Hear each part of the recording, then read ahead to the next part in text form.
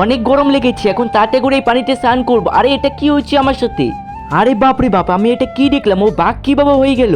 এই ভাই তুই তাতে করে লুকিয়ে পড়, কিন্তু এটা তো বল ওকে বাঘ কে বানালো? আমার গ্রামে 10 দিন থেকে পানি নেই, তাই ভাবলাম যে এই নদীতে আমি পানি খেয়ে নেই, কিন্তু এই নদীর মধ্যে যে যাচ্ছে তাকে পশু বানিয়ে দিচ্ছে। আর তার জন্য আমি ভয় পেয়ে গাছের মধ্যে 2 দিন থেকে লুকিয়ে আছি। এই তুই একদম চুপ করে থাক, এখন এই নদীর মধ্যে আমি স্নান করে তোকে দেখাচ্ছি। ভাই তুই যাস না, এই নদীতে স্নান করতে গিয়ে আমার সামনে এখনো পর্যন্ত 10 জন মানুষ পশু হয়ে গেছে। এখন এই নদীতে স্নান করে যদি আমি পশু হয়ে যাই, তাহলে আমি জানতে কিভাবে পারবো যে মানুষগুলোকে পশু কে বানাচ্ছে? এই ভাই পিছনে একবার দেখ, মনে হয় পানির মধ্যে থেকে কেউ আসছে। গাইস, এরপর যা হয় সেটা দেখলে তোমরা ভয় পেয়ে যাবে। তার আগে এই দুটো ছবির মধ্যে তুমি যদি তোমার মাকে ভালোবাসো, তাহলে ভিডিওটা লাইক দিয়ে চ্যানেলটি সাবস্ক্রাইব করে দিয়ে যাও।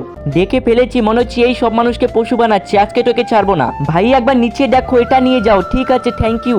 আরে তুই ওকে সোনার কুড়ুলটা কেন দিলি? কারণ আমি হচ্ছে আগে মানুষ ছিলাম, এই রাক্ষসটা আমাকে মানুষ থেকে পশু বানিয়ে দিয়েছে। এই মানুষ, তুই মরার জন্য আমার কাছে নিজেই চলে আসলি। গাইস, পার্ট 2 দেখলে কমেন্ট করো।